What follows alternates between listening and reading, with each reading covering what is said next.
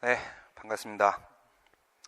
2018년도 첫 번째 수업입니다. 처음 인사드리도록 하겠습니다. 우리가 하프 모의고사 베이직반 초급반이고 초급반은 국가직 9급부터 시작을 합니다. 2014년도부터 시작을 해서 5년간씩 이렇게 풀어가도록 할 겁니다. 교재 기출연습 교재를 가지고 계신 분들은 28페이지입니다. 28페이지 피시고 하프 모의고사, 반절 모의고사이기 때문에 하루에 10문제씩 시험 보고 그리고 문제를 해설을 하도록 하겠습니다. 첫 번째 1문 보시게 되면 행정소송법에서 규정하고 있는 항고소송은 이렇게 물어봤습니다.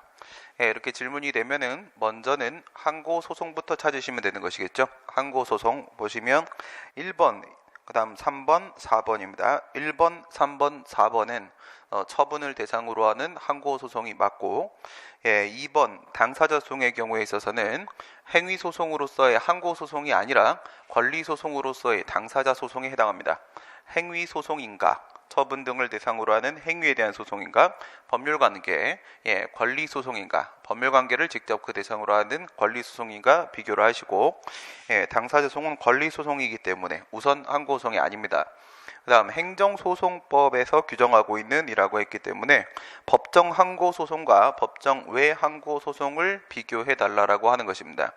현재 행정소송법에 있는 법정 항고소송은 방어소송, 요구소송의 성격을 띠는 취소소송 그리고 무효등 확인소송 두 가지가 있고 오직 요구소송의 성격만 가지고 있는 부작위 위법 확인 소송이 있습니다. 그래서 부작위 위법 확인 소송은 법정 항고소송이 맞고요. 예방적 금지소송은 항고소송이긴 항고소송인데 이것은 현행법에 없는 거죠. 법정 외 항고소송, 사전소송에 해당합니다.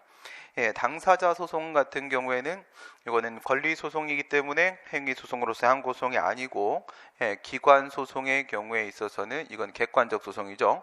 항고소송은 원칙적으로 주관적 소송입니다. 원칙적으로 주관적 소송입니다. 단체 소송 중에 있어서는 민중소송적 항고소송이다라고 해서 객관적 소송도 있기는 합니다. 그거는 행정소송법 46조입니다. 46조에 보게 되면 민중소송이나 기관소송과 같은 객관적 소송도 성질에 반하지 아니하는 한 취소소송이나 그 취소송 외의 항고소송, 당사자 소송에 대한 규정을 준용할 수 있다라고 하고 있기 때문에 항고소송의 형식을 띠고 있는데 실질은 객관적 소송인 경우도 있을 수는 있습니다. 하지만 지금 얘기하고 있는 것은 일반적인 주관적 소송으로서의 항고소송을 이야기하고 있다라고 보시면 되겠죠. 2번입니다. 문제 2번. 행정절차법에 대한 설명으로 옳은 것은 행정예고기간은 예고 내용의 성격 등을 고려하여 정하되 특별한 사정이 없으면 14일 이상으로 한다. 이렇게 되어 있습니다. 특별한 사정이 없으면 이겁니다. 특별한 사정이 없으면 특별한 사정이 있으면 그 기간이 바뀔 수도 있습니다. 며칠 이상 동안에 예고를 해야 될 것인가에 대한 문제가 되는 것이죠. 행정입법의 예고가 있고 행정예고가 있고 이렇게 두 가지가 있었습니다. 신입처지에 이렇게 있었고 신고, 입법예고, 행정입법예고 얘기하는 거죠.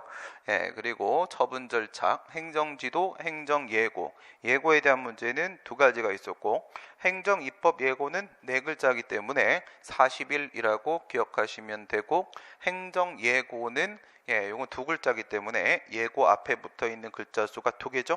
두 개이기 때문에 20일이라고 기억을 하시면 됩니다. 원래는 행정입법 예고도 20일이었었는데 40일로 지금 확대가 된 상태인 것이고요. 그 이상입니다. 그 이상 예고를 해야 되는 것이고 행정입법에 포함되는 자치법규 같은 경우에는 기존 그대로 20일입니다. 기존 그대로 20일 정리하면 행정입법 예고는 40일이고 자치법규는 예외적으로 20일이고 그리고 행정예고는 20일이 되는 겁니다. 지금은 이제 행정예고이기 때문에 20일이 맞는 거죠. 14일이 아닙니다. 행정절차법은 국민의 권익을 보호하기 위하여 모든 행정처분은 문서로 하도록 규정을 하고 있다. 이렇게 문서라는 표현이 나오잖아요. 그러면 이거는 이제 우리가 알고 있는 정식 문서를 말하는 겁니다. 전자문서를 말하는 게 아닙니다. 그냥 문서 그러면 전자문서를 말하는 게 아니고요. 전자문서, 메일로 하는 경우는요. 상대방의 동의가 있어야 됩니다. 그러니까 상대방의 동의가 있는 경우에 있어서는 전자문서로 할 수도 있는 것이죠. 그것만 생각해도 벌써 틀린 지문이다 이렇게 볼 수가 있겠고요. 그다음 문서와 전자문서 생각을 안 한다고 할지라도요. 일정한 경우에는 무엇도 가능하냐면 말로도 가능합니다. 말 또는 그 밖의 방법으로도 가능하다. 그러니까 구두로도 할 수 있다 이거죠. 구두로도 할 수 있다. 예외적으로 구두로 할 수 있는 경우도 있습니다. 원칙은 문서입니다. 원칙은 문서주의죠. 원칙은 문서주의고 예외적으로 전자문서가 되는 경우가 있고 동의를 받았을 때 그 다음에 지극히 예외적으로 모두 있을 수 있어 구두의 방법, 말 또는 그 밖의 방법으로 하는 경우도 있을 수 있습니다. 행정청은 전자공청회를 개최하는 경우에 공청회와 병행하여 실시할 수 없다 이렇게 되어 있는데 거꾸로죠. 거꾸로입니다. 전자공청회는요. 전자통신망, 전기통신망을 이용하고 있는 전자공청회는 공청회하고 오프라인 공청회하고 반드시 병행해서 이루어져야 되는 것입니다. 병행해서 실시할 수 없는 게 아니라 반드시 병행해서 이루어져야 되는 것이다. 오직 전자공청회만 실시하는 것은 안 된다. 이겁니다. 청문회 주재자는 직권으로 또는 당사자의 신청에 따라 필요한 조사를 할 수 있으며 당사자 등이 주장하지 아니한 사실에 대하여도 조사할 수 있다. 어디서 많이 보던 거죠? 어디서 많이 보던 겁니까? 이거는 지금 우리 행정소송법 26조에 나와 있는 얘기하고 상당히 비슷하죠.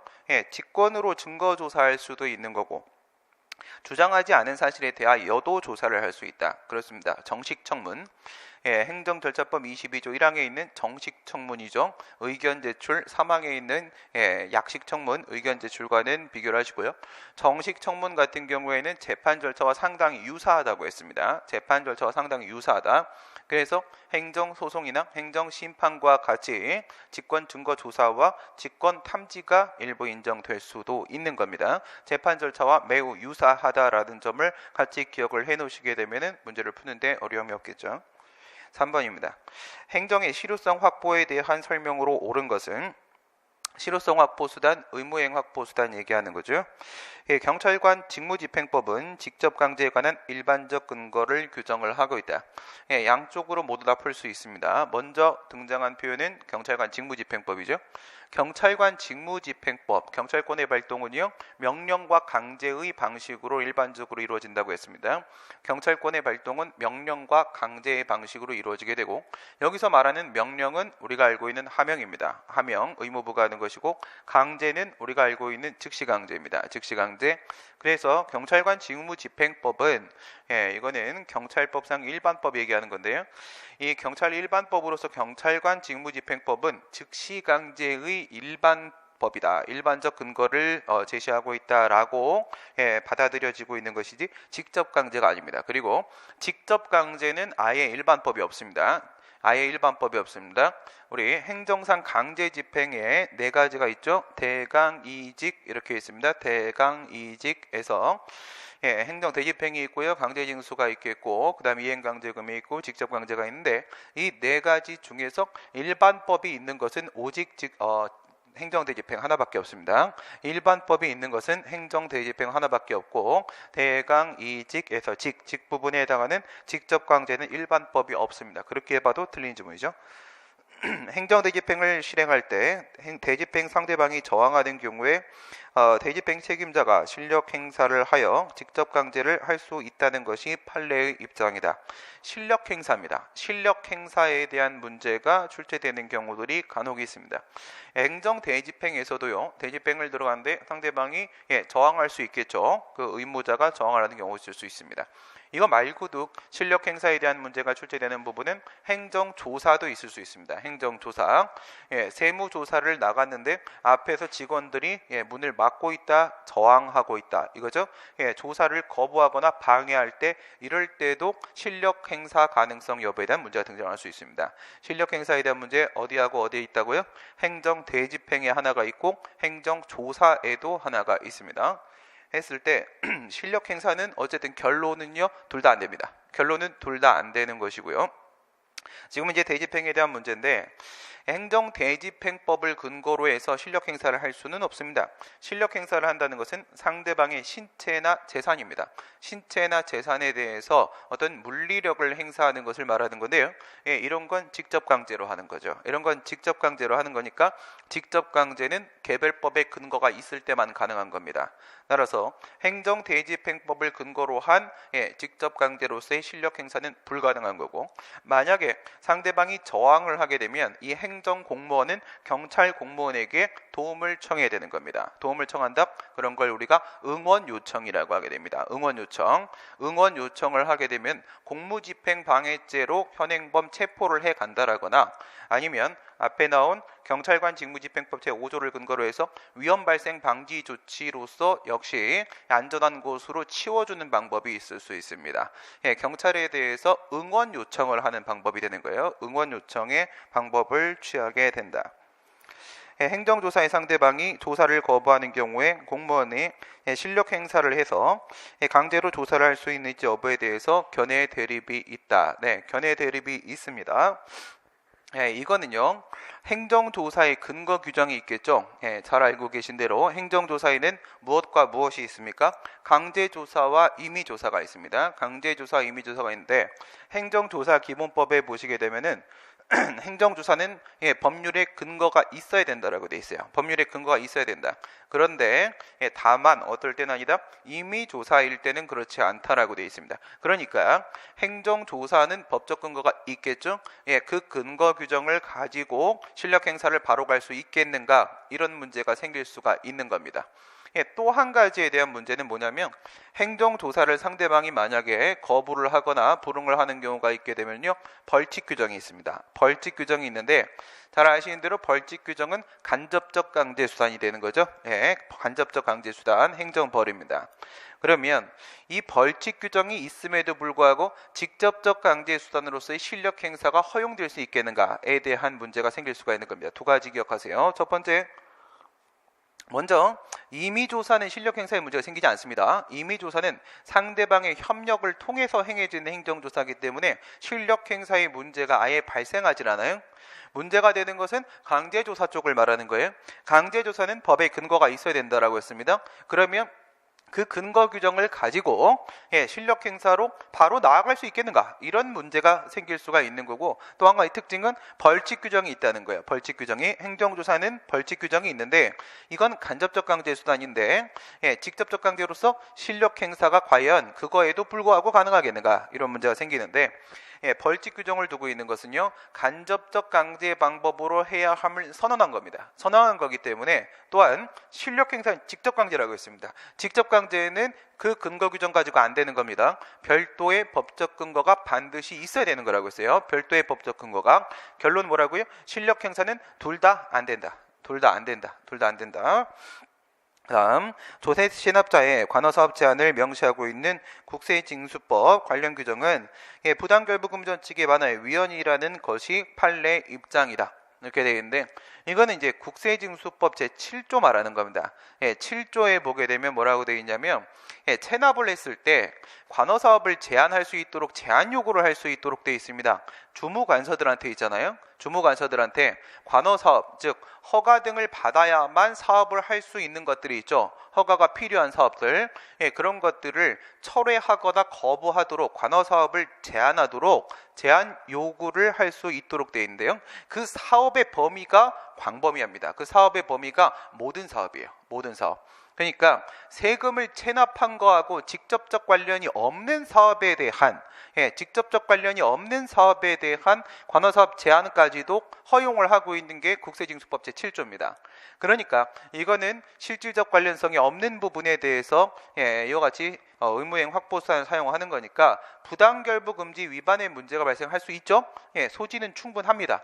소지는 충분한데 이 부분에 대해서 아직 판례 없습니다. 아직 판례 없습니다. 그래서 판례 입장이다가 틀린 겁니다. 부당결부 위반에 문제가 생길 수는 있습니다. 국세징수법 7조, 그러나 위반이라는 판례는 없습니다.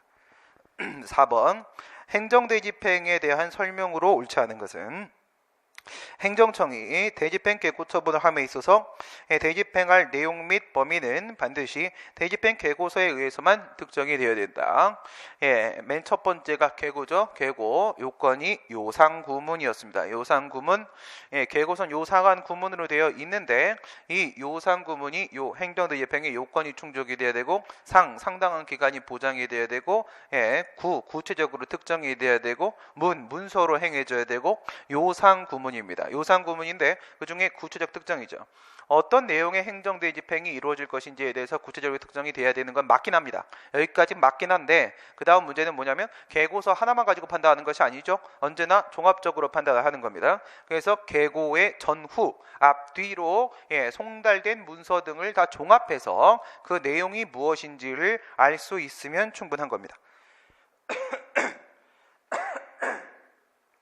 건축법상 위반 건축물에 대한 행정대집행과 이행강제금은 합리적인 재량에 의해 선택적으로 활용하는 이상 중첩적인 제재에 해당한다고 볼 수가 없다. 먼저 생각해야 될 것은요, 이행강제금이 과연 대체적 자기 의무에 대해서 가능할 것인가를 생각하셔야 됩니다. 먼저 거기서부터 시작이 되는 것이겠죠. 같이 한다라고 했으니까 대체적 자기 의무의 대상으로 하게 되는 행정대집행하고 같이 하려면 대체적 자기 의무에 되는 거예요. 이행강제금 과거에는 뭐라고 했냐? 비대체적 자기 의무나 부자기 의무, 즉 행정대집행의 대상이 되는 의무를 제외한 나머지 의무에 대해서만 가능하다라고 봤던 게 전통적 견해입니다. 그게 전통적 견해인데 지금은 헌법재판소가 뭐라고 했냐? 대체적 자기 의무에 대해서 이행강제금을 부과하는 것이 법 이론상 아무런 문제가 없다라고 판시했습니다. 헌법재판소가 법 이론상 아무 문제가 없기 때문에 대집행에 대한 대체적 자기 의무에 대한 이행강제금의 부과도 가능하다는 겁니다. 이게 첫 번째 단계. 우선 이행강제금이 가능한 거고요. 그러면 두 개 중에 무엇을 할 것인가에 대한 문제는 이건 뭐예요? 선택적 재량이 인정됩니다. 선택적으로 활용할 수 있습니다. 재량이 인정됩니다. 그 다음 2단계 끝났죠? 그 다음 3단계 둘 다 하는 건 어떻겠는가? 둘 다 하는 거 일반적으로 행정 실무에 따르게 되면 먼저 이기적인 의무자에 대해서 이행강제금을 먼저 부과합니다. 근데 이행강제금이 아무리 반복 부과가 된다고 할지라도 기간과 횟수에 제한이 있기 때문에 이행강제금 부과가 끝나고 나게 되면은 그렇다고 불법 건축물을 그대로 방치할 수는 없는 문제입니다. 방치할 수 없으니까 그 다음에 대집행으로 들어가거든요. 이행강제금을 먼저 부과하고 나서 대집행으로 들어가게 되는데 그것은 중첩적 제재가 아닌 겁니다. 중첩적 제재가 아닌 겁니다. 여러분들이 그 목적과 요건만 생각을 한다고 할지라도 이행강제금이라는 것은 장래 의무행을 확보하기 위한 측면이 되는 것이죠. 간접적 강제수단이고 그 다음 행정대집행이라는 것은 직접적 강제수단입니다. 전혀 그 성격이 다르다. 성격이 다르기 때문에 두 개를 동시에 둘 다 진행을 했다라고 해서 중첩적 제재는 아니다. 4번입니다. 행정대집행에 대한 4번에 2번 3번 행정대집행의 절차가 인정되는 경우에 관리청은 따로 민사소송의 방법으로 공작물의 철거, 수거 등을 고할 수는 없다에 되어 있는데 민사소송의 방법으로 가는 방법, 이걸 뭐라고 그래요? 타력강제력의 행사라고 하죠. 법원의 힘을 빌려서 강제하는 걸 우리가 타력강제력의 행사라고 하게 됩니다. 이 타력강제력의 행사는 보통 사법관계와 같이 사법관계에서는 어때요? 자력강제 금지 원칙이 적용이 되죠. 자력강제가 안 된다는 거예요. 친구가 돈을 주지 않는다, 갚지 않는다라고 해서 내가 가서 뺏을 수는 없는 겁니다. 자력강제 금지 원칙이 적용되기 때문에 이럴 때 타력강제력을 보충적으로 행사하는 겁니다. 그렇다면 보충적으로 타력강제력을 행사를 하는 것이라고 한다면 자력강제가 가능한 경우에는 타력강제를 사용할 수가 없는 거겠죠. 네, 그겁니다. 그래서 행정대집행이라는 자력강제가 가능할 때는 타력강제로서 민사소송을 통한 방법은 허용되지 않습니다. 이 문제 같은 경우는 근거 판례가 뭐냐면 이거는 우리 이제 국유재산법이 있고 공유재산 및 물품관리법이 있잖아요. 거기서 행정재산하고 일반재산에서 일반재산 사법관계죠. 그 사법관계인데도 불구하고 거기에 행정대집행이 된다는 특례 규정이 있습니다. 거기에 행정대집행이 된다는 특례 규정이 있단 말이에요. 그러니까 일반재산 사법관계인데 그런데 자력강제 금지 원칙에도 불구하고 명문의 근거가 있어. 명문의 근거가 있어서 자력강제가 행정대집행이 가능합니다. 가능하면 그럴 때는 민사소송의 방법으로는 안 된다 이겁니다. 그 다음에 5번입니다. 개인정보보호법에 대한 설명으로 옳지 않은 것은 개인정보보호법 이렇게 들어가게 되면 이게 2011년도에 네? 또 놓쳤습니까? 네, 알겠습니다. 수업이 좀 많습니다. 예, 그리고 뭐 아시는 분은 아시겠지만 제 충격에 좀 휩싸여 있는 부분이 있어가지고 통째로 뭐가 날아갔어요. 하늘 위로. 예, 그래서 4번을 놓친 건가? 네, 도시 공원시설 점유자의 퇴거 및 토지 건물의 명도 의무는 명도 의무, 토지, 건물, 토지는 보통 인도 의무, 건물은 보통 명도 의무라고 부르게 되는데 어쨌든 둘 다 뭡니까? 비대체적인 의무가 되는 것이죠. 직접 강제 대상이 될 뿐 행정대집행법에 의한 대집행의 대상이 되지 않는다. 행정대집행의 요건이죠. 공작보형입니다. 공작보형, 공은요 공법상 의무 불이행이 되는 것이죠. 작은 대체적 자기 의무 불이행이 되는 것이죠. 보는 보충성 원칙이 되는 것이죠. 다른 방법이 없어야 되고 형은 이익형량이 되는 겁니다. 이익형량. 그랬을 때 이거는 대입니다. 작입니다. 작. 대체적 자기 의무. 대체적 자기 의무가 아니라 퇴거 의무나 인도 명도 의무는 비대체적 자기 의무의 문제가 되기 때문에 이것도 직접 강제로 행해야 되는 겁니다. 직접 강제로 가야 되는 것이고 별도의 법적 근거가 따로 있어야 되는 것이다. 개인정보보호법이 지금 현행법이고요. 그 다음에 2011년도 개정 전까지는 뭐였어요? 공공기관의 개인정보 보호에 관한 법률이었습니다. 공공기관의 개인정보 보호에 관한 법률이었는데 그러니까 개인정보 처리자가 옛날에는 공공기관밖에 없었습니다. 공공기관밖에. 지금은요 공공기관과 함께 법인, 단체, 개인까지 다 포함했습니다. 그래서 사인이 다 들어간 거예요. 사인이. 그래서 개인정보와 관련된 내용이 지금 확대가 된 상황이고요. 정보 주체는 개인정보 처리자가 개인정보보호법을 위반한 행위로 손해를 입으면 개인정보 처리자에게 손해배상을 청구할 수 있으며 이 경우에 그 정보 주체는 고의 또는 과실을 입증해야 된다. 이거는 법령 문제입니다. 따로 암기를 하셔야 되는 거예요.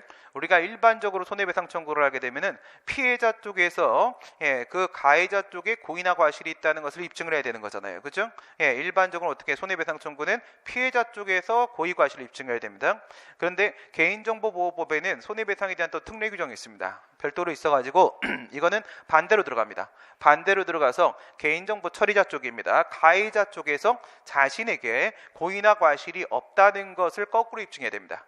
개인정보보호법은 고의과실에 대한 입증 책임을 바꿔놨습니다. 바꿔놨기 때문에 고의나 과실이 없었다라는 점을 반대쪽에서 가해자 쪽에서 개인정보 처리자가 입증을 해야 되는 거니까 잘못된 거고요.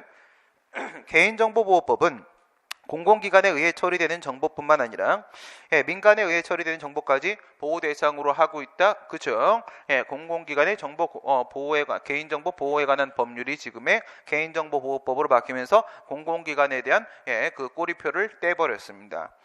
개인정보보호법상 개인정보란 살아있는 개인에 대한 정보로서 사자나 법인의 정보는 포함되지 않는다. 어흥 이거죠. 사자는 해당 사항 없습니다. 개인정보보호법의 2조 1호에 있는 개인정보 정의입니다. 정의예요. 개인정보보호법이 보호하는 개인정보는 오직 살아있는 개인입니다. 살아있는 개인. 그래서 죽은 사람은 안 되는 것이고 그 다음 법인도 안 되는 겁니다. 그 다음에 행정절차법도 그렇게 해봐도 띄어쓰기가 틀리고 이런 게 있네.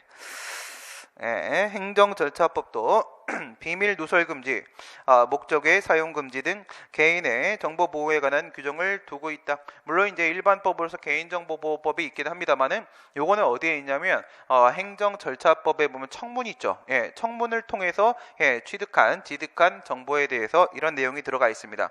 비밀을 함부로 누설해서는 안 되는 것이고 다른 목적으로 청문 외의 다른 목적으로 사용해서는 안 된다는 규정이 있습니다. 행정절차법상 청문 쪽입니다. 청문 쪽에 이와 같은 개인정보 보호에 대한 내용이 있고요. 6번입니다.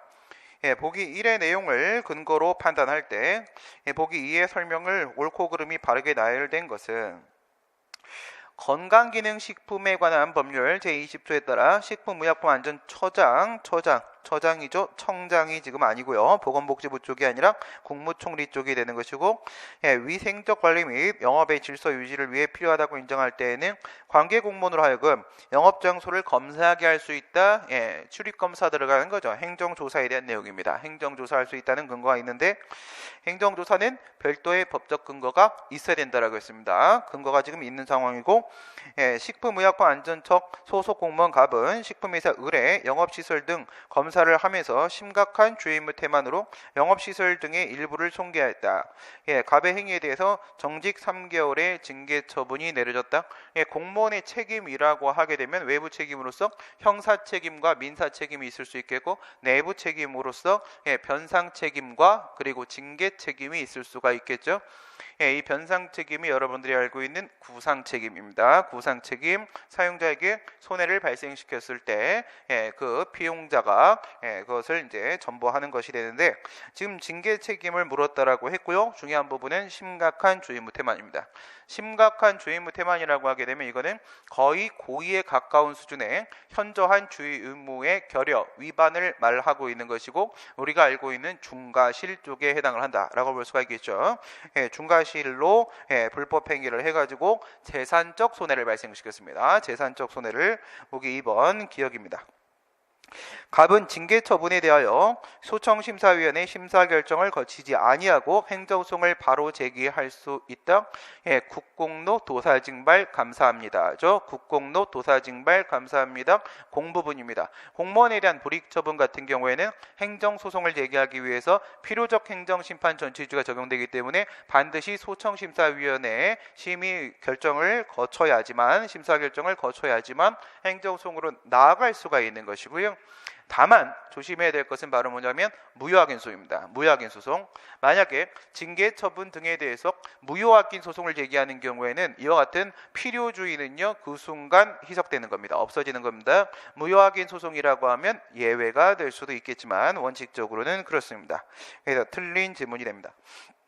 국가가 을에 대한 손해배상 책임을 부담한 경우에 국가는 갑에 대한 구상권을 행사할 수 있다.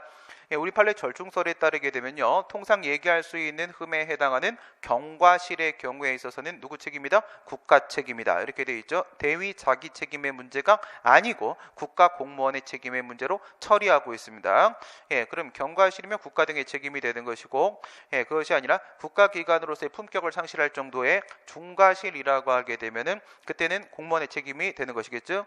경과실이면 국가 등의 책임, 그리고 중과실, 고의중과실이면 공무원의 책임이 되는데, 그런데 그것이 외관상 직무집행으로 보여질 때는 고의 중과실일 때도 뭐가 인정될 수 있다? 공무원에 대한 책임 말고 국가 등의 중첩 책임이 인정될 수 있다 이겁니다. 여기서부터 시작입니다. 중첩 책임이 인정될 수 있다 이거예요. 중첩 책임이 인정이 될 수 있으니까 국가 등이, 여기는 국가 손해배상을 한 겁니다. 외부 관계에서 먼저 손해배상을 한 거예요. 그러면 원래는 본인의 책임이 아닌 거죠. 그럼 내부 관계에서 구상을 할 수가 있다라고 2조 2항의 국가배상법 2조 2항의 명문의 근거를 두고 있습니다. 을이 갑에 대하여 불법행위에 기한 손해배상 청구소송을 제기할 경우에 갑의 민사상 책임이 인정될 수 있다. 이번에는 공무원의 외부 책임에 대한 문제가 되는 것이죠. 하지만 국가배상법에는 외부 책임, 즉 민사 책임에 대한 명문의 근거는 따로 없는 겁니다. 따로 없죠. 그래서 헌법상 그리고 우리 국가배상법상 관련 규정을 가지고 이제 생각을 해보시게 되면요, 헌법은 29조 1항 단서가 되는 것이고 국가배상법은 2조 2항이 되는 것이고, 그래서 29조 1항 단서에서 공무원의 책임 면제되지 않는다라고 하고 있는데, 이것은 공무원의 책임의식을 확보하기 위한 측면이라고 했고요. 2조 2항에서 고의 과실이 있을 때만 공무원의 책임을 묻겠다라고 했는데, 이건 원활한 직무 수행을 목적으로 하는 것이라고 해서 여기도 절충설입니다. 여기도 절충설이죠. 따라서 중과실이 인정이 된다면 공무원 개인에 대해서 민법 750조의 일반 불법행위 책임을 묻기 위한 손해배상 청구 소송이 가능할 수 있고요. 따라서 이럴 때는요, 선택적 청구가 가능해지는 겁니다. 선택적 청구가 가능해지는 것이요, 중첩 책임이 인정된다고 했습니다. 중첩 책임이 인정이 되니까 국가 등을 상대로도 할 수 있는 거고 공무원을 상대로도 할 수 있는 것이니까 선택적 청구가 허용이 되는 겁니다. 그 다음에 7번입니다. 행정처분에 대한 판례 태도로 옳은 것은 처분에 대한 문제입니다. 지방경찰청장이 횡단보도를 설치하여 보행자의 통행 방법을 규제하는 것은 행정처분이 아니다. 이렇게 되어 있어요. 행정처분이 아니다. 횡단보도 설치 행위를 말하고 있는 거죠. 횡단보도 설치 행위. 횡단보도를 설치를 하게 되면 그곳으로만 통행을 해야 되는 보행자에 대해서 일정한 의무를 부과하는 하명처분입니다. 하명처분이기는 한데요. 이것은 그 땅에 대해서 하는 것이기 때문에 이건 물적 행정행위에 해당을 하며 그 다음에 그 곳을 이동하는 사람들, 건너는 사람들은 특정할 수가 없는 거기 때문에 일반 처분입니다. 일반 처분이에요. 이건 물적 행정행위로서 일반 처분입니다. 물적 행정행위로서 일반 처분이고 그 내용으로 치게 되면 하명입니다. 내용으로 치게 되면 하명이고 성격으로 치게 되면 물적 행정행위로서 일반 처분이니까 행정처분이 맞는 겁니다. 권한이 있는 장관이 행한 국립공원 지정처분에 따라 공원관리청이 행한 경계 측량 및 표지의 설치는 행정처분이다. 그렇지 않지요. 국립공원 지정처분이라는 행정계획이 나왔습니다. 그러면 이 도시계획의 행정계획의 결정과 공고를 통해서 이게 지금 효력을 발생시키는 거예요. 결정과 공고를 통해서 이미 경계는 확정됐어요. 이미 확정이 된 거고 그것을 사실 확인 차원에서 경계 측량하는 것밖에 없는 거고 그러한 사실을 알려주기 위한 사실행위로서 표지판 설치하는 것밖에 없는 겁니다. 그러니까 국립공원 지정처분에 의해서 이미 경계는 확정이 다 된 상태예요. 이 계획 안에 그 내용이 다 들어가 있단 말이야. 다 들어가 있고 공고를 통해 효력이 발생되면 이미 확정은 다 끝났어. 끝난 거고 이 경계 측량이나 표지판 설치 같은 경우에는 사실행위에 불과하다. 교통안전공단이 국교통안전공단법에 의거하여 교통안전 분담금 납부 의무자에게 한 분담금 납부 통지는 행정처분이 아니다. 이건 너무 간단하죠? 분담금이라는 구체적인 얼마인지 나와야 되는 거잖아. 그치? 얼마인지를 행정청이 결정을 해야 되는 겁니다. 그래야만 구체적인 법적 효과로서 급부 의무가 부과가 되는 거예요. 그래서 이 납부 통지를 통해서 구체적인 분담금 납부 의무가 확정되는 겁니다. 비로소 확정이 되는 것이기 때문에 행정처분이 맞는 겁니다. 종합소득세 부과처분을 위한 과세관청의 세무조사 결정은 항고송의 대상이 되는 행정처분이다. 세무조사라는 행정조사를 행하기 전에 그 전에 뭐가 이루어져요? 세무조사 결정이라는 게 이루어지죠. 누구한테 세무조사를 실시할 것인가? 전 국민을 상대로 할 수는 없는 것이기 때문에 문제의 소지가 있는 사람들에게만 세무조사가 이루어지게 됩니다. 정기 세무조사 말하는 겁니다. 물론 제보가 있으면 비정기 세무조사도 행해질 수는 있습니다. 근데 비정기 세무조사는요, 이와 같이 세무조사 결정은 하겠지만 그에 따른 사전 통지는 없습니다. 여기에 특징은 뭐라고요? 세무조사 결정은 지금 정기조사를 전제로 하고 있는 거예요. 일반적인 정기조사를 전제로 하고 있는 거고 이거는 통지가 된다라는 점을 기억해야 된다라고 했습니다. 통지가 된다라고요. 비정기조사는 당일 통지합니다. 들어가면서 통지해줘요. 이거는 이제 불시에 들어가는 거고 정기조사는 사전 통지를 해줍니다. 이건 내부행위입니다. 내부행위 같은 경우에는 원칙적으로 국민의 권리임에 대한 영향, 국민의 외부행위가 아니기 때문에 처분이 아니라고 봐야 될 겁니다. 근데 이 친구가 처분이 될 수 있는 여지가 생기는 것은 통지를 해줬기 때문에 그런 겁니다. 통지라는 부분이 같이 붙어 있기 때문에 문제가 되는 것이고 했을 때 우리 판례는요. 세무공무원의 질문에 대한 답변 의무가 부과되고 이 결정에 의해서 통지되면 그리고 세무공무원의 검사에 대한 수인 의무가 부과되는 것이다 라고 해서 답변 의무와 수인 의무를 가지고 이 세무조사 결정은 하명처분이라고 봤습니다. 하명처분이라고 봤고 또 한 가지 언급한 부분이 바로 뭐냐면 세무조사 결정 이후에 세무조사가 실시가 될 거고 그 다음에 뭐가 나온다? 과세처분이 나온다. 이거지. 과세처분이 나오는데 그 조세부과처분이라는 장래 불이익 방지 사전에 그 분쟁을 근본적으로 해결한다는 거죠. 조기의 근본적 해결이라는 측면에서 예외적 처분성도 인정했습니다. 형식적 행정행위 말하는 거죠. 예외적 처분성도 인정했습니다. 투트랙으로 처분성을 이렇게도 저렇게도 모두 다 인정될 수 있다라고 봤죠. 8번입니다. 사인의 경제활동에 대한 행정청의 규제 방식을 설명한 것으로 옳지 않은 것은 행정절차법상 신고 요건으로 신고서의 기재사항에 흠이 없고 필요한 구비 서류가 첨부되어 있어야 하며 신고의 기재사항은 그 진실함이 입증되어야 된다. 이 정도면 조금 난도가 있는 문제라고 봐야 되는 겁니다. 먼저 행정절차법에 있는 신고 40조에 있는 신고는 본래적 의미의 신고로서 자기완결적 신고가 되는 것입니다. 그리고 40조 2항에는 신고 요건은 그러니까 형식적 요건만 제시가 됐을 것이고 기재사항 구비 서류만 제시가 됐겠죠. 여기까지는 무난합니다. 그런데 진실함을 입증을 해야 된다라고 했는데 이 부분 진실한 내용인가 아닌가에 대한 문제를 한번 생각을 해보세요. 첫 번째입니다. 신고가 있습니다. 자기완결적 신고. 두 번째입니다. 완화된 허가제 하에서의 수리를 위한 신고가 있습니다. 세 번째입니다. 허가제 하에서의 일반적 허가가 있는 겁니다. 오케이? 신고제, 완화된 허가제, 그 다음에 허가제 이렇게 세 개 비교하시라고 했습니다. 비교하시고 첫 번째 자기완결적 신고입니다. 두 번째 수리를 위한 신고입니다. 세 번째 우리가 알고 있는 가학상 허가, 일반적 허가가 되고 있는 겁니다. 형식적 요건은 모두 다 포함됩니다. 형식적 요건은 모두 포함됩니다. 그 요건 안에 그 다음에 실질적 요건은 수리를 요하는 신고하고 허가에 들어가는 겁니다. 수리를 요한 신고하고 허가 신청에는 실질적 요건이 포함이 되는 겁니다. 그 다음에 이에 대한 신고 요건, 그 다음에 이 신청 요건, 허가 요건에 대한 심사가 들어가는데 심사를 들어가는 데 있어서는 말이에요. 문제가 되는 부분은 어디냐면 실질적 요건이 포함되어 있는 부분입니다. 실질적 요건이 포함되어 있는 부분이야. 기재사항 구비 서류에 대한 형식적 요건은 당연히 제출한 서류만 가지고 보는 겁니다. 형식적 심사만 하고 끝나는 거야. 문제는 내용적 판단이 포함되어 있는 실질적 요건에 대한 심사 부분이 문제가 되는 것인데 이 부분에 대해서요. 수리를 요하는 신고는 여전히 형식적 심사입니다. 여전히 형식적 심사입니다. 제출된 서류만 가지고 보게 되는 거예요. 그 다음에 마지막 허가제 같은 경우에는요. 그 허가 요건 부분, 실질적 요건 부분에 대해서 여기는 적극적인 실질적 심사가 들어갈 수 있습니다. 실질적 심사가 들어갈 수 있습니다. 그게 바로 진실한 것인가, 그 내용이 진실한 것인가에 대한 판단이 되는 겁니다. 그러면 이건 신고제 얘기를 하면서 허가제 얘기를 했으니까 틀린 거죠. 마무리 정리 들어가겠습니다.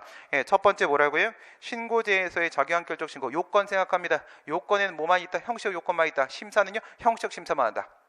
형식. 오케이. 그 다음에 수리를 위한 신고입니다. 요건에는 형식적 요건, 실질적 요건 다 포함되는 것이다. 그러나 심사는 형식적 심사만 한다. 형식적 심사만 한다.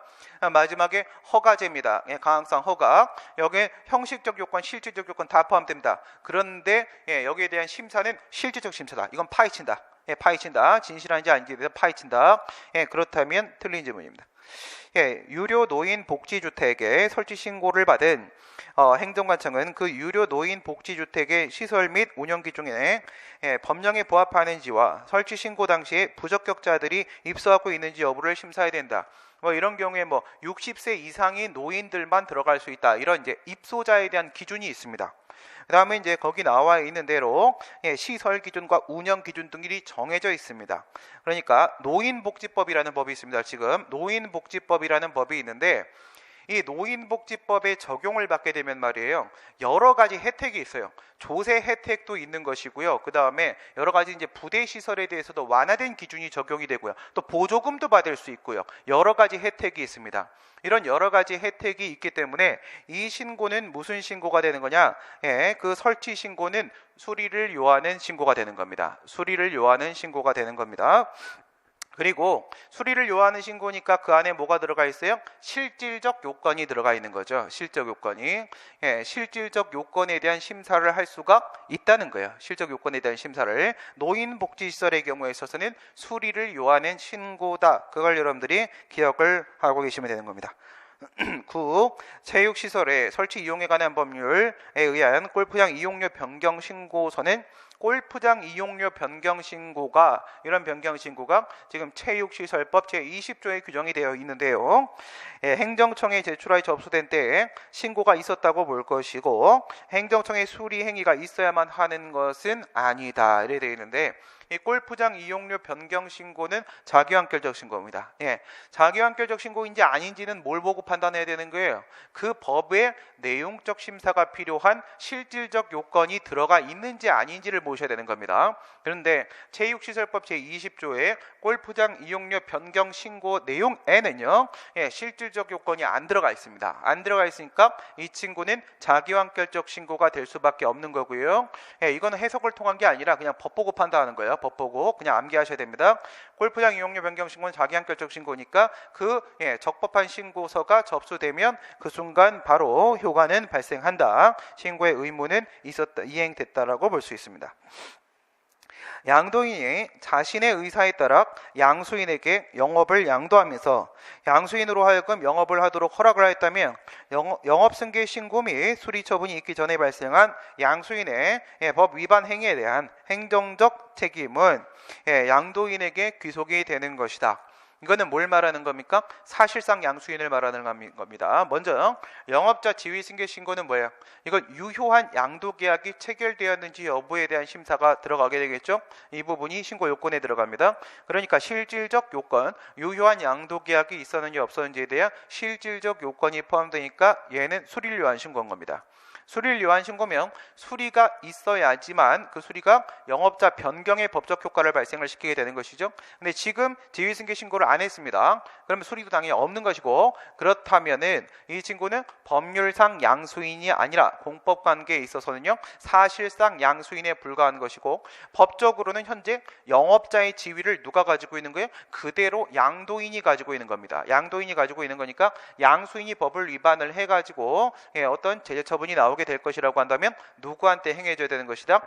양도인에게 행해지는 것이 맞는 겁니다. 양도인에게.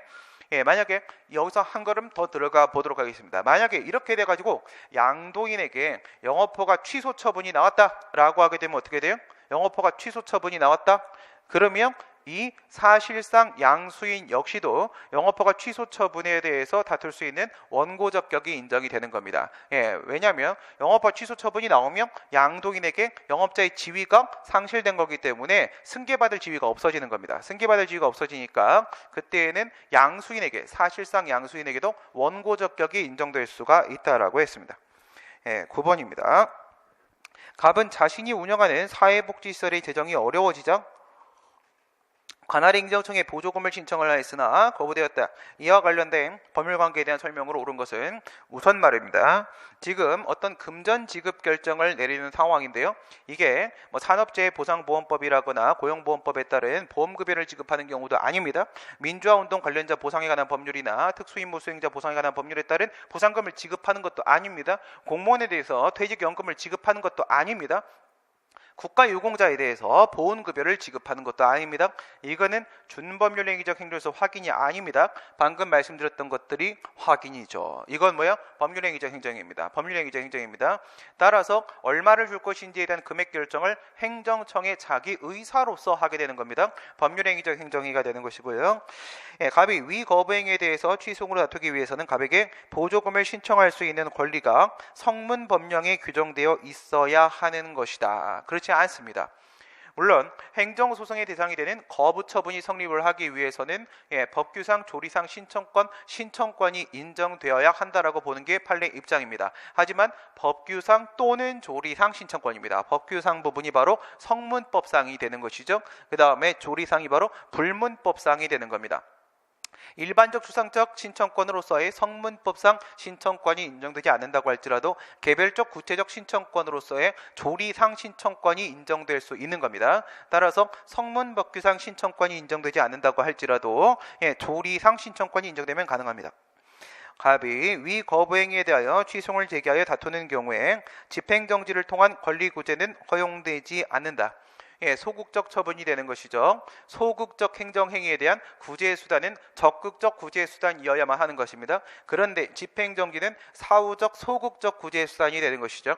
이 소극적 구제수단으로서의 집행정지가 적극적 구제수단으로서의 기능을 수행을 하기 위해서는 기속력으로서 집행정지 결정의 기속력으로서 재처분 의무라는 게 인정이 되어야 되는 것입니다. 그런데 23조 6항에서 행정소송법 30조 1항만 준용을 하고 있고 30조 이 항을 준용을 하고 있지 않기 때문에 집행정지 결정은 취소 확정 판결과 달리 재처분 의무라는 게 거부처분에 대해서 인정이 되지 않습니다.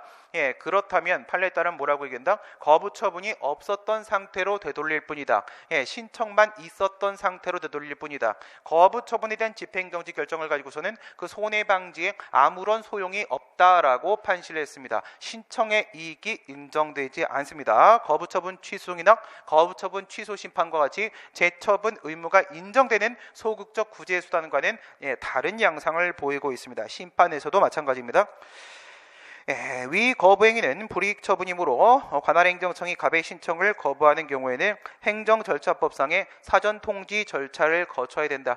우리 판례에 따르게 되면 협의설의 입장을 취하고 있는 것이죠. 사전통지 의견 제출 21조, 사전통지 22조 3항 의견 제출의 경우에 있어서는 뭐라고 되어 있냐? 그 적용 대상이 권익제한 의무부가 처분이라고 되어 있습니다. 여기서 권익제한, 권리나 이익을 제한하는 것을 우리 판례는요, 적극적 불이익 처분에 의해서 기득권이 침해되는 것만 인정을 하고 있고, 소극적 불이익 처분에 의해서 기대권이 침해되는 것은 포함을 하고 있지 않습니다. 그 다음에 거부행위가 있은 후에 갑은 보조금 지급을 요구하는 의무행송을 제기할 수 있다. 사전소송에 대한 문제인 것이죠. 예사취 2차부 가수지입니다. 예사취 2차부 가수지. 예사취 사후적 소송으로서의 취소는 사전적 소송으로서 예방적 금지송을 배제하는 특칙이며 2차부 절차적 심리만 가능한 부작위협한 소송은 실체적 심리가 가능한 의무행송을 배제하는 특칙이며 가수지 소극적 효력만 인정되는 집행정지는 적극적 효력이 인정되는 가처분을 배제하는 특칙이다. 의무행송은 현행법 해석상 인정될 수 없다. 마지막 10번입니다. 행정처분에 대한 판례 태도로 옳은 것은 과세처분이 있은 후에 조세부과의 근거가 되었던 법률 규정에 대해 위헌 결정이 내려진 경우에 그 조세 채권의 집행을 위한 체납처분은 그 하자가 중대하고 명백하여 당연 무효가 되는 것이다. 이거는요, 위헌 결정에 대한 문제인데 두 가지 측면을 생각을 해보시라고 했습니다. 제소기간 도가 전, 제소기간 도가 후 이렇게 나누는 것이었죠. 제소기간 도가 전, 불가능력 발생 전이라고 하게 되면은 뭐가 인정될 수 있습니까? 소급표가 인정될 수 있습니다. 소급표가 당해사건, 동종사건, 병행사건 그리고 불가쟁력이 발생하지 않은 일반 사건에 대해서는 소급표가 인정되기 때문에 그럴 때는요, 과세처분에 대한 소송을 제기해서 그걸 제거해버리면 끝나는 겁니다. 하지만 일반 사건인데 불가쟁력이 발생했다라고 하게 되면은 체납처분에 대해서 징수처분 말하는 것이죠. 징수처분에 대해서 소송을 제기할 수밖에는 없는데요. 여기서 하자승계가 인정이 안 된다라고 했습니다. 하자승계가 인정이 되지 않기 때문에 이미 근거를 상실한 과세처분에 따른 징수처분은 바로 무효다. 근거가 상실됐기 때문에 중대하고 명백해서 무효다라고 못 박아버렸던 판례가 되는 것입니다. 부당한 공동행위에 자진신고자가 한 감면 신청에 대해 공정거래위원회가 감면 불인정 통지를 한 것은 항고송의 대상인 행정처분으로 볼 수가 없다 이렇게 되어 있는데요. 우리 이제 공정거래법 얘기하는 것이죠. 독점 규제 및 공정거래에 관한 법률에 따르게 되면요, 부당 공동 행위를 했을 때 과징금을 부과를 한다라거나 아니면 시정조치, 형사처벌 등이 가능하도록 되어 있습니다. 그런데 스스로 신고한 자진신고자에 대해서는요, 여러 가지 감면 조치를 인정을 하고 있습니다.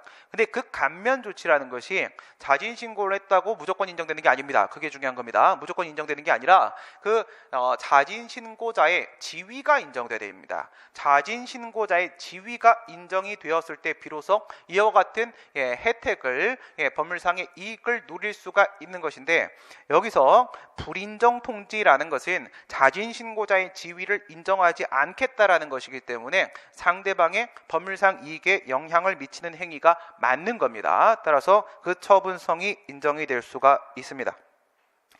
행정 주체가 구체적인 행정계획을 입안 결정할 때 가지는 형성의 자유의 한계에 관한 법리는 주민의 입안 제한 또는 변경 신청을 받아들여 도시관리계획 결정을 할 때에도 동일하게 적용된다. 지금 이건 뭘 말하는 거예요? 행정청이, 계획행정청 말하는 것이죠. 계획행정청이 스스로 행정계획을 입안 결정할 때 뭐가 인정됩니까? 일반적인 행정계획의 경우에 있어서 그것이 도시공관리계획 결정, 즉 구속적 계획이라고 하게 되면 계획 처분이 맞고요. 계획 재량에 해당하죠. 계획재량은 광범위한 형성의 자유가 인정이 되는 겁니다. 그런데 광범위한 형성의 자유라고 해서 그것이 무제한적 자유를 말하는 것은 아니라고 했고요. 특유의 한계 법리로서 형량 명령 원리라는 것이 존재한다고 했습니다. 그래서 형량 명령 원리에 위반이 되게 되면은 형량의 해태라거나 형량의 흠결이라거나 오형량과 같은 위법 사유가 발생할 수 있는데, 이러한 문제 있죠. 이러한 일반적 원리는 어디서도 마찬가지냐면 국토의 계획 및 이용에 관한 법률에 따르게 되면은 도시 계획 구역 내 토지를 소유하고 있는 주민은 그에 따른 행정계획의 결정이나 변경 등을 요구할 수 있는 이반 제한권이 인정된다라고 했죠. 얘가 이반 제한을 해서 도시계획을 결정하거나 변경할 때도 똑같이 계획재량의 광범위한 형성의 자유 인정되는 것이고, 형량 명령 원리에 적용되는 것도 마찬가지다라는 겁니다. 일반적인 상황이라고 했을 때 이반 제한권을 행사했을 때도 달라지지 않는다는 거예요. 이반 제한권 행사도 동일하게 취급을 한다. 마지막 4번입니다. 한국방송공사 KBS 사장 정연주 사장 얘기하는 것이죠. 해임 처분의 무효 확인 또는 취소 소송을 제기해서 계속 중에 임기가 만료되어 그 해임 처분의 무효 확인 또는 취소로 그 지위를 회복할 수 없다고 하더라도, 이건 뭐예요? 지위를 회복하기 위해 해임 처분에 대해서 불복을 하는 것이게 됐죠. 지위를 이제 임기 만료됐으니까 회복이 안 됩니다. 효리상 인가의 상 부분입니다. 원상 회복이 불가능한 상황이니까 원칙적으로 협의의 소익의 흠결 사유가 발생한 것이고요. 이제 예외적으로 부수되는 이익이 인정이 돼줘야 되는 겁니다. 기간에 대한 보수 지급을 구할 수 있는 경우에는 해임 처분 때부터 임기 만료일 때까지 보수 지급을 구할 수 있을 때는 해임 처분의 무효 확인이나 취소를 구할 법률상이 있다. 먼저는요, 취소 소송으로 한번 생각을 해보시고요. 여기서 이 보수를 구할 수 있는 거는요, 해임 처분이 그대로 있으면 얘는 받을 돈이 없었던 겁니다. 해임 처분이 소급해서 취소가 돼줘야지만 비로소 보수 지급을 청구할 수가 있게 되는 것입니다. 따라서 이 부분에 있어서 비로소 가능한 부분이 있으니까 부수되는 이익으로서 재산적 이익이 인정이 되는 게 맞고요. 그 다음에 취소 소송에 있어서의 협의의 소익에 대한 법리는 무효 확인 소송에도 그대로 동일하다라고 했습니다. 그대로 동일하다. 그래서 취소에 있어서의 효리상 인가에 대한 문제와 부수되는 이익에 대한 문제는 무효 확인 소송에서도 아무 차이가 없다 이겁니다. 오늘 여기까지 하도록 하겠습니다. 내일은 11번부터 20번까지요. 20번까지 시험 보고 해설을 하도록 하겠습니다. 수고들 많으셨습니다. 고생하셨습니다.